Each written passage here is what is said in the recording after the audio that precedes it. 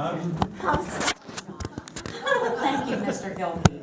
My name is Diane Swank. I've been around a number of you for many years, and I just have to say the thing that excites me is to see so many, not just precinct people here today, but people who are wanting to be involved or have been involved in the party, and it's exciting. And I think we share some of the same reasons for being here today, and that is the reason that I have decided to run. And that's because I feel compelled to do so. I feel that because of what's happened nationally, certainly, where we've seen the groundswell of people in protest, but also if you've been around Clark County for a number of years and you know the changes that have occurred in we having formerly a majority control to having no town or county entity having majority control except for the town of Utica. So congratulations to those of you from Utica. You are maintaining our stronghold.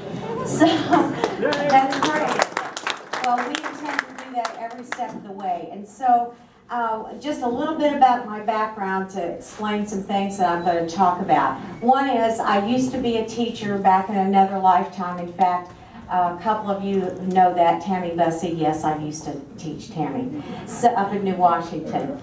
But I can't help myself to try to share information. So what I did,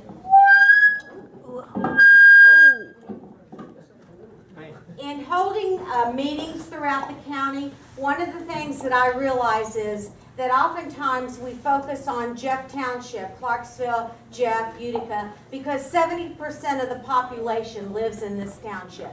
So in terms of getting out the vote and concentrating on elections, sometimes not deliberately, but it ends up that Charlestown, the northeast section of the county, and Sellersburg, the north central section of the county, oftentimes get elected, or neglected. So what I did was I held area meetings in those areas, and I prepared a little folder which gave it's the teacher in me, everybody got a folder.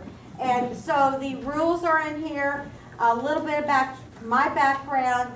The chart that I have created here comes straight from the party rules, and it sets out the organizational structure for which we can operate. So that will be the first step in determining our organizations and getting people involved in the subcommittees. But the governing body is the county committee. That is you, the precinct people and the vice precinct people. And then behind that, I gave a chart that gave all the county elections that are up, all the seats that are up in 2018, including all of the precinct committee people, okay? So that's what I left with each individual who came to the presentation.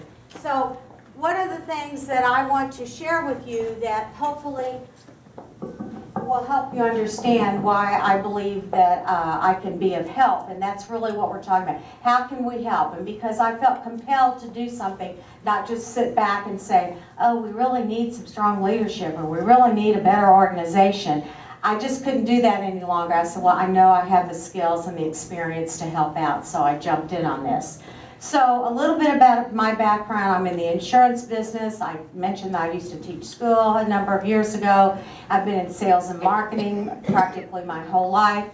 But what I've also done in the community is get involved in the community. So I know about building organizations. Most recently, and I know the Clarksville folks are here, we completed a $6 million capital campaign to renovate the museum at the Falls of the Ohio. I didn't do that myself. I built a board, I chaired the board, but we built a board that had outreach into the community, and the community support came back to us. So I know about building an organization and fundraising. But in looking at our organization, it talks about the county committee, the county chair, the precinct committees, the communication needs both externally and internally, and fundraising. And so I've done that in various organizations in the community, but also politically. I've done a number of fundraisers, been a sponsor for some, had 2 in my home for former Mayor Tom Galligan. So I do know how to fundraise, and I've been doing it for a number of years, and I will continue to do that. So with your support,